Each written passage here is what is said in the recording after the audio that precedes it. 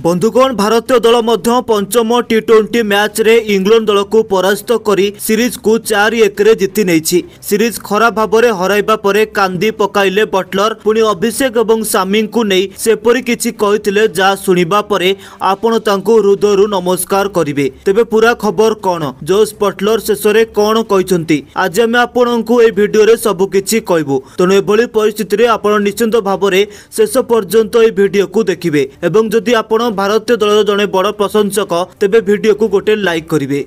बंधुगण आज मुंबईर वानखेड़े स्टाडियम रे टी20 सीरीज रो अंतिम मैच खेला जाइथिला जोठारे एथर इंग्लैंड दल टॉस जीति प्रथमे बोलिंग करने को बाछिथिला किंतु ए निष्पत्ति तांको पई बहुत भारी पड़िथिला। भारतीय बैट्समैन माने तांको संपूर्ण भाव में परास्त करथिले एवं स्कोर बोर्ड रे 20 ओवर रे 247 रन संग्रह करथिले। हाँ बंधुगण सैमसन एवं सूर्य पुणी थरे फ्लॉप होई गले। तिलक वर्मा मध्य बेसी किछि रन करि पार नथिले किंतु ए मैच रे अभिषेक शर्मा एक चमत्कार शतक हासिल करथिले। हाँ अभिषेक शर्मा तूफान बैटिंग करी मात्र 37 बॉल में शतक हासिल करथिले। से इंग्लैंड रो प्रत्येक बॉलर को पूरा पूरी परास्त करथिले। जोठारे आमे आपनको कहबू जे अभिषेक शर्मा टीम इंडिया पई 54 बॉल रे 135 रन संग्रह करथिले। दुबे मध्य 30 रन रे एक आक्रमणात्मक इनिंग्स खेलिथिले जापरे भारत शीघ्र बैटिंग करबा को आस्थिबा इंग्लैंड दलर प्रारंभिक विकेट को नेथिले। भारतीय दल मध्य प्रथम 7 ओवर रे 4टी विकेट नै किंतु फील्ड सल्ट चमत्कार बैटिंग करी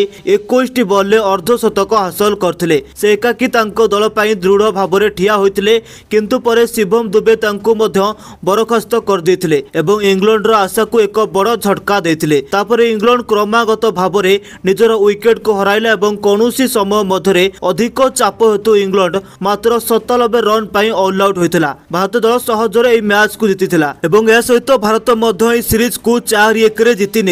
पराजय परे इंग्लैंड अधिनायक जॉस बटलर किछि आश्चर्यजनक विवृत्ति देइछन्ति। सांबादिक सम्मेलन रे जोग देई जॉस बटलर कहिछन्ति जे आमर पराजय को नै मु अत्यंत निराश होइछि। ए सीरीज रे भारत हमको खराब भाव में परास्त करिछि। भारत एक वर्ल्ड क्लास टीम प्रत्येक मैच रे सेमानक पई जण जण नूतन खेलाड़ी हिरो होई उभा होउछन्ति एवं भारत केवल गोटिए खेलाड़ी उपरे निर्भर करे नै जेउथि पई से टी20 रे एते सफल। किंतु आज अभिषेक शर्मा द्वारा करा जायतिबा बैटिंग आमर मनोबल को भांगी देछि। अभिषेक शर्मा को बैटिंग आमको मैच रु बाद देथिला। अभिषेक शर्मा हेउचंती भारतर भविष्यत। से बहुत प्रतिभाशाली एवं से बहुत आगकू मध्य जिबे। जेतेबेले से आमर बोलर को ऊपर आक्रमण करुथिले तांको विरुद्ध रे आमर कोनोसी योजना नथिला कारण से स्टैंड बाहर को प्रत्येक बॉल को पकाउथिले। तांको अटकाया पई आम दल बहुत कष्ट करथिला। जेतेबेले बोर्ड रे 247 परि एक विराट स्कोर अछि गोड़ाइबा अत्यंत कष्टकर होई जाय एवं समान घटना घटला। आमर बैट्समैन माने मध्य